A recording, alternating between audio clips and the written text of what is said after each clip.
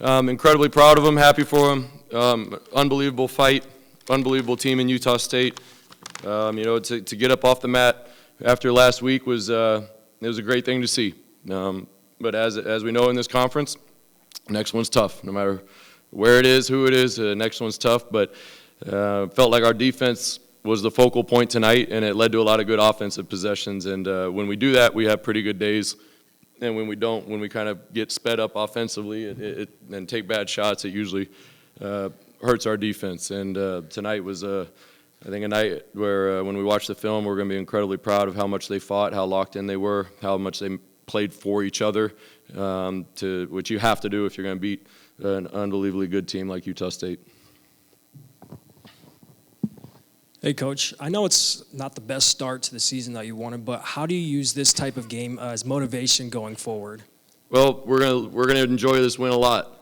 We came back off a tough week and played a really good Utah State team that it could have gone the other way. I mean, they've won a lot of close games this year against really good teams. So we're gonna enjoy it when we watch this film as a staff tonight, and we're going to, of course, write down the things we need to improve on to get ready going forward. But at the same time, it's a good feeling right now. And then when we wake up tomorrow, or even when we finish with the film tonight, we'll move on to the next one. Because, as I mentioned, this conference is a tough one. It doesn't matter who or when you play next. It's always a challenge, and especially at this point in the season.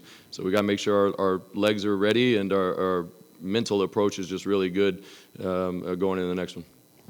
So DJ Thomas was 2 of 12 from the field. He said he was, a little frustrated. But then, the and one, and then the tough jumper. What do you think of the way that he closed the game out offensively?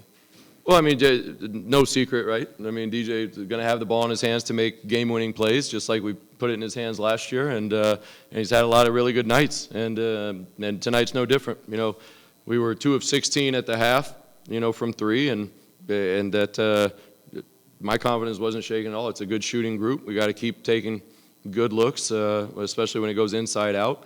But anytime you play an elite defensive and offensive team like Utah State, looks are going to be tough to get. But we avoided those middle third, kind of top of the key area turnovers, and by doing that, I think we were able to have a better chance to get back and slow down transition as much as we could, because that was certainly priority number one. And the scariest part of a coach, or as a coach going into this game, is the aggressiveness and the turnovers that they can create that always just lead to points for them. And so I think when we go back and watch, we'll notice that not doing that, getting good looks up, helped us be able to get back and have a chance to guard them defensively.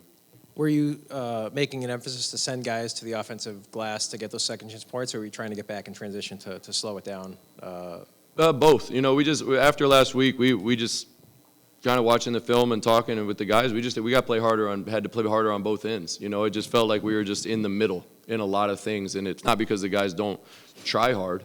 I think we just kind of, like I said, we were on our heels a little bit, and we weren't sure if we wanted to crash or get back, so we kind of ended up doing neither. On the defensive side, we weren't sure if we wanted to go help or get closer to our man, so we kind of did neither. And but the last two days of practice, guys were extremely aggressive, competed against each other, and I think it certainly carried over to tonight, and we're going to have to do the same thing now going into another tough one. Coach, speaking of playing harder, can you talk about Jaylen Hill's impact tonight?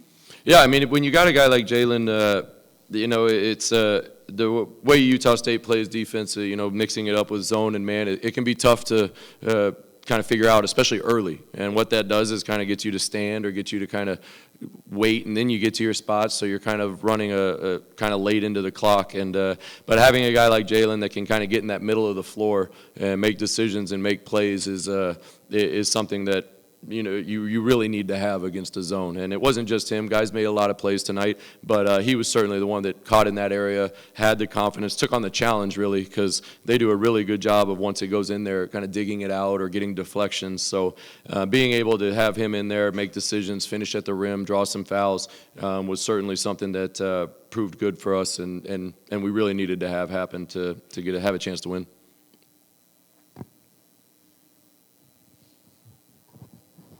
How big were some of the little things defensively? Jaylen Hill getting a block on Falslev and then covering Ian Martinez on the final shot, or there's an offensive rebound after a big scramble by Hicks, and even Rishwain with that super aggressive steal on a pitch under the basket? Yeah, I think that was where the aggression that we had been missing a little bit, or not missing, but we had kind of had been absent, because we've had games where we've had really good levels of aggression there, and like we talked about, we need to foul more. We go into these Mountain West games and we end up with, we have 3 or 4 fouls at the half. That's just not the way the game's played. We need to be much more physical, and tonight we did. I don't mind us getting another team in the bonus as long as we're sliding our feet and playing physical, not giving up layups. We have no issue with that at all, and tonight we did that. But make no mistake, I mean, as big as a shot as the DJ hit to go up 3, of course, because then you don't have to protect the hoop as much. You can protect the three-point line.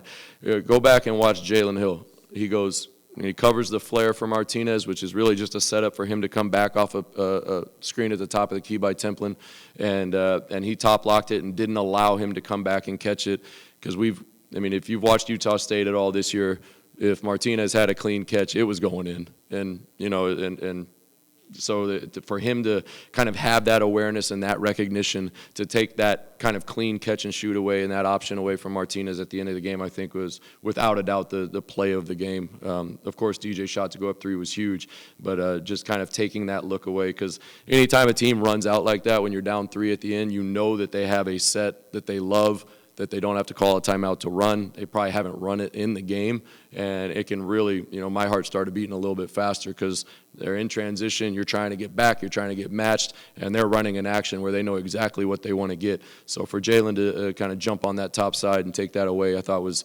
about as heads up of a play as you're going to see in a basketball game, and I think it probably, like I said, if Martinez catches it clean, it was going in. I mean, that's kind of just what he does. So huge play by Jaylen there. Thanks, all. All right, thanks, guys. DJ, you guys were down in the final minutes. You closed the game on a 7-0 run. What does that say about your team?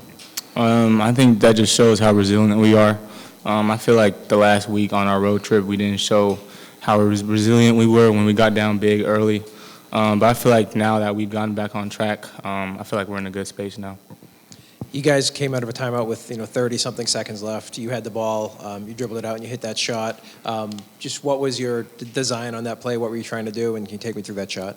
Well, actually, the play was actually for Jaylen, but he was kind of getting denied, and then he kind of just set me a screen, and I just improvised and just hit a big shot. So.